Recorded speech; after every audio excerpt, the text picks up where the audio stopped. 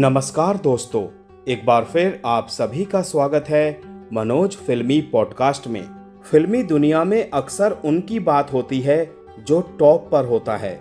सालों पहले भी ऐसा ही हुआ था जब धर्मेंद्र और अमिताभ बच्चन जैसे सुपरस्टार को एक एक्टर कड़ी टक्कर दे रहा था। दोस्तों, वीडियो में आगे बढ़ने से पहले प्लीज मेरे चैनल को सब्सक्राइब करके बेल आइकन को जरूर प्रेस कर दीजिएगा। तो चलिए दोस्तों, वीडियो को शुरू करते हैं। 70 और 80 के दौर में धर्मेंद्र और अमिताभ बच्चन का स्टारडम ऊंचाइयों पर था। उस दौर में इनकी अलग अलग फिल्में बॉक्स ऑफिस पर कमाल करती थी। फिल्म इंडस्ट्री के ये दोनों सितारे अपने अभिनय के अंदाज के लिए लोकप्रिय थे। ऐसा नहीं है कि उस दौर में बस यही दो एक्टर्स का स्टारडम बरकरार था, बल्कि एक और एक्टर था जिसने अपने लुक, एक्टिंग और क्यूटनेस से हर किसी का दिल जीत लिया था। दोस्तों, उस एक्टर का नाम विनोद खन्ना है। आज भले ही विनोद खन्ना इस दुनिया में नहीं है, लेकिन उनसे जुड़े किस्से हमेशा याद किए जाएंगे। वैसे तो विनोद खन्ना को लेकर कई किस्से मशहूर हैं, लेकिन यहाँ बात सिर्फ उस किस्से की करेंगे जब उनका पंगा अमिताभ बच्चन और धर्मेंद्र से अलग अलग समय पर हुआ था। विनोद खन्ना का जन्म 6 अक्टूबर 1946 को ब्रिटिश इंडिया के पेशावर में हुआ था। पार्टीशन के बाद इनके पिता परिवार समेत मुंबई आ गए थे। कॉलेज में विनोद खन्ना प्लेज किया करते थे और उसी दौरान सुनील दत्त की नज़र विनोद खन्ना पर पड़ी थी। सुनील दत्त ने अपनी फिल्म मन का मीत में विनोद खन्ना को पहला मौका दिया और यही उनकी डेब्यू फिल्म भी थी। इसके बाद पूरब और पश्चिम, सच्चा और झूठा, आन मिलो सजना और मेरा गांव मेरा देश जैसी कई सुपरहिट फिल्म करके विनोद खन्ना स्टार बन गए थे। ऐसा बताया जाता है कि विनोद खन्ना बहुत शांत व्यक्ति थे।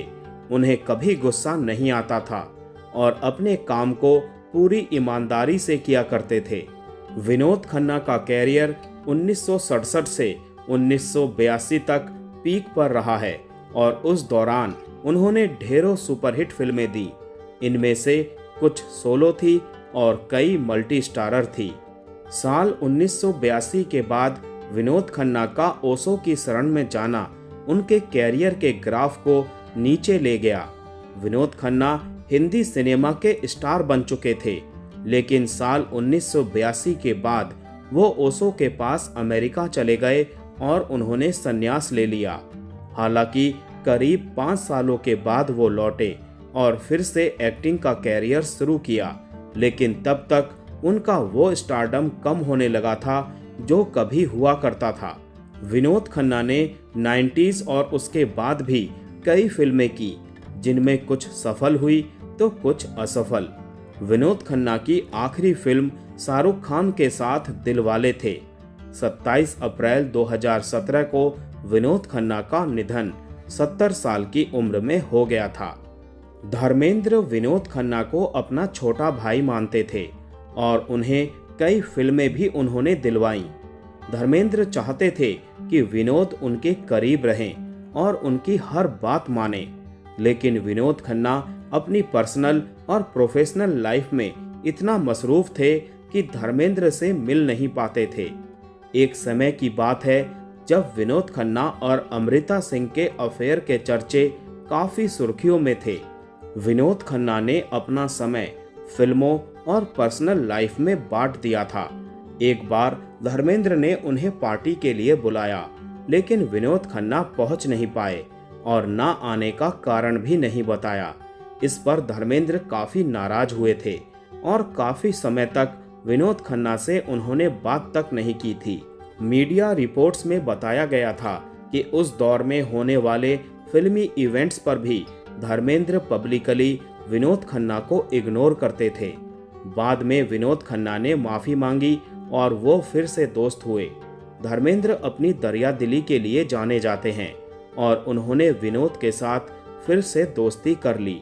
धर्मेंद्र और विनोद खन्ना ने साथ में मेरा गांव मेरा देश, फरिश्ते, बंटवारा, द बर्निंग ट्रेन और क्षत्रिय जैसी फिल्में की।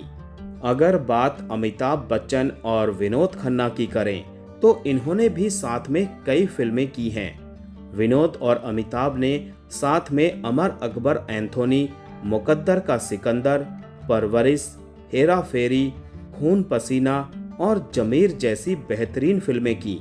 बताया जाता है कि फिल्म मुकद्दर का सिकंदर की शूटिंग के समय तक विनोद खन्ना कई सुपरहिट फिल्में दे चुके थे, जबकि अमिताभ बच्चन ने 3-4 साल ही सफल फिल्में दी थीं।